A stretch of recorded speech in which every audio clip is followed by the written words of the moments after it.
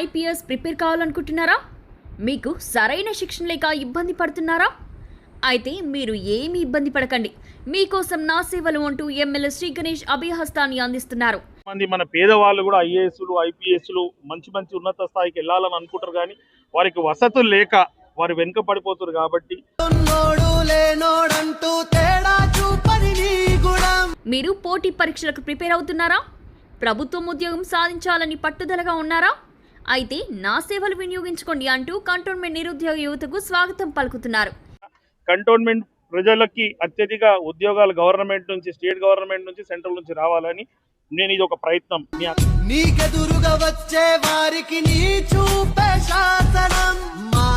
ప్రశాంత వాతావరణంలో కావలసిన పుస్తకాలతో నిష్ణాతులైన ఫ్యాకల్టీలతో లైబ్రరీలోనే సేవలు అందుబాటులోకి తెస్తానంటూ మాట ఇస్తున్నారు. గత ప్రభుత్వం ఉద్యోగాలంటూ ఆశ చూపి మరలా వారి కేసులేసి ఆపేసిన పరిస్థితి అంటూ గుర్తుకు చేస్తూనే కాంగ్రెస్ ప్రభుత్వం మాత్రం ఇచ్చిన మాట నిలబెట్టుకుని ఉద్యోగాలు అందిస్తుంది అంటూ స్పష్టం చేస్తున్నారు. నీళ్లు నిధులు నియామకాలు అన్నారు. నీళ్లు వాళ్ళకే పోయింది, నిధులు వాళ్ళకే పోయింది, నియామకాలు వాళ్ళ కుటుంబం జరిగింది. రాష్ట్ర ప్రజలకు ఏం జరగలే.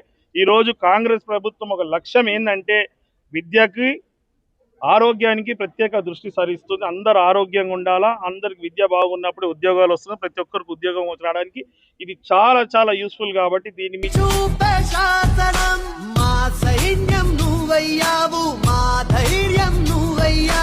కంటోన్మెంట్ తిరుమలగిరి గాంధీ కమ్యూనిటీ హాల్లో నూతనంగా ₹1.5 నిధులతో నిర్మితమైన లైబ్రరీని కంటోన్మెంట్ ఎమ్మెల్యే శ్రీ గణేష్ ప్రారంభించారు.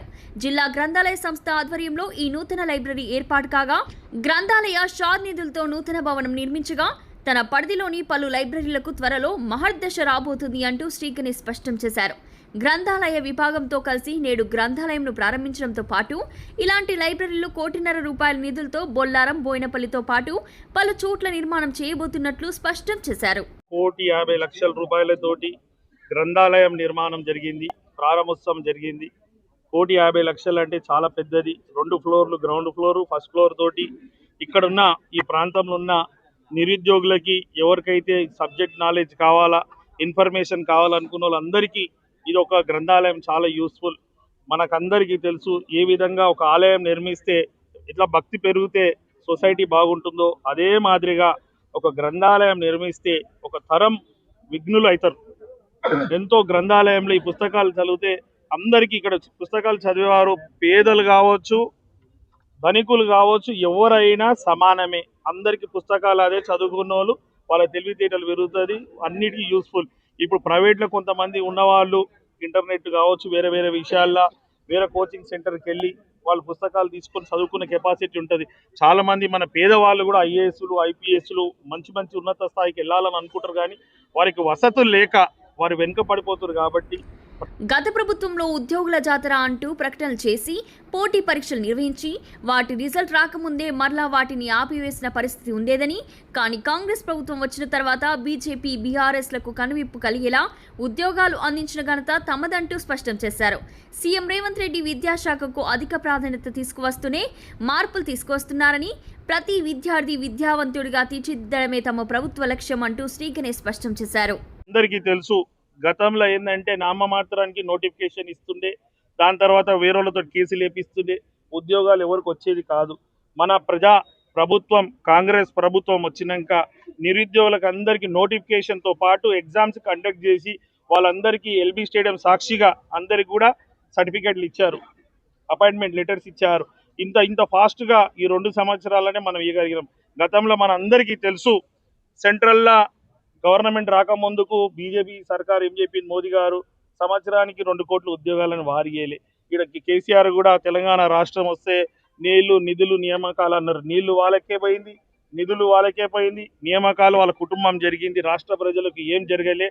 ఈరోజు కాంగ్రెస్ ప్రభుత్వం ఒక లక్ష్యం ఏంటంటే విద్యకి, ఆరోగ్యానికి ప్రత్యేక దృష్టి సారిస్తుంది. అందరు ఆరోగ్యంగా ఉండాలా, అందరికి విద్య బాగున్నప్పుడు ఉద్యోగాలు వస్తున్నాయి. ప్రతి ఒక్కరికి ఉద్యోగం రావడానికి ఇది చాలా చాలా యూస్ఫుల్. కాబట్టి దీని మీద, ఎడ్యుకేషన్ మీద మా కాన్సన్ట్రేషన్ ఉంటుంది. ఇదే మాదిరిగా కంటోన్మెంట్లో ఏమేమి అవసరం ఉందో ఒకటి డెవలప్మెంట్, స్టేట్ గవర్నమెంట్ నిధులు తీసుకొచ్చి డెవలప్మెంట్ చేస్తానని తమ ద్వారా తెలుపుతూ, పలు లైబ్రరీల అభివృద్ధితో పాటు అందులో కావాల్సిన బుక్స్ ను తన వంతుగా అందిస్తానంటూ ఎమ్మెల్యే శ్రీ గణేష్ స్పష్టం చేయడంతో పాటు పోటీ పరీక్షల కోసం ప్రశాంతమైన వాతావరణంలో ప్రిపేర్ అయ్యేలా బుక్స్ను ప్రతి లైబ్రరీలో అందుబాటులోకి తెస్తానంటూ స్పష్టం చేశారు. కంటోన్మెంట్ నిరుద్యోగ యువత కోసం తన వంతుగా పోటీ పరీక్షల్లో శిక్షణ అందించేలా అనుభవజ్ఞ ఫ్యాకల్టీలు నియమిస్తానని, తన సొంత నిధులతో ఈ కార్యక్రమంకు శ్రీకారం చుడతానంటూ తెలియజేయగా ఆయన నిర్ణయంపై అంతా సంతోషం వ్యక్తం చేశారు. కృషి చేసి దీనికి ఇక్కడ 1,50,00,000 తిరుమలగిరికి, 1,50,00,000 బొలారంకి, 1,50,00,000 రూపాయలు బోయినపల్లి ప్రాంతాన్ని కూడా కేటాయించడం జరిగింది. మన కంటోన్మెంట్లో ఉన్న అన్ని ప్రాంతాల్లో నిరుద్యోగులు ఎవరైతే ఉన్నారో వారు మంచి స్థానంకి వెళ్ళాలనుకున్న వాళ్ళకి అందరికీ ఈ గ్రంథాలయ ద్వారా వాళ్ళకి చదువుకోవడానికి వీలైతుంది. Any competitive exams state government సంబంధించవచ్చు, సెంట్రల్ గవర్నమెంట్ సంబంధించింది అన్నిటికీ ఈ గ్రంథాలయం చాలా యూస్ఫుల్. ఇదే కాకుండా నేను చాలామందికి మీ ద్వారా తెలుపుతున్న ఏంటంటే కంటోన్మెంట్ నిరుద్యోగులకి ఎవరికైనా స్టూడెంట్స్కి ఏంటంటే మీకు ఒకవేళ చదువుకున్నాక ఏమైనా అర్థం కాలే పుస్తకాల ద్వారా మీకు ఇంకా ఇన్ఫర్మేషన్ కావాలి, ఎవరైనా గైడెన్స్ కావాలంటే కూడా ఒక ఫ్యాకల్టీని నా సొంత నిధులతో వారిని కేటాయించి మీ డౌట్స్ ఏమైనా ఉంటే క్లారిటీ చేసుకొని మీరు కూడా మంచి ఉత్తీర్ణంగా అందరు మంచి ర్యాంకులో పాస్ అయ్యి మీరు కోరుకున్న కోరికలు నెరవేరాలనేసి ఆలోచన. కంటోన్మెంట్ ప్రజలకి అత్యధిక ఉద్యోగాలు గవర్నమెంట్ నుంచి, స్టేట్ గవర్నమెంట్ నుంచి, సెంట్రల్ నుంచి రావాలని నేను ఇది ఒక ప్రయత్నం మీ అందరి. అంగరంగ వైభవంగా నేటి కార్యక్రమం పూర్తి కాగా నిరుపేద నిరుద్యోగులు పోటీ పరీక్షలకు ప్రిపేర్ అవుతున్న యువత కోసం శ్రీ గణేష్ తీసుకున్న నిర్ణయంపై అందరూ అభినందనలు ముంచెత్తగా ఎప్పుడు వచ్చామన్నది కాదు, ఎంత పని చేసి అందరి అభినందనలు అందుకోవడమే ముఖ్యమంటూ ఆయన స్పష్టం చేశారు. మా సైన్యం నువ్వయ్యావు, మా ధైర్యం నువ్వయ్యావు.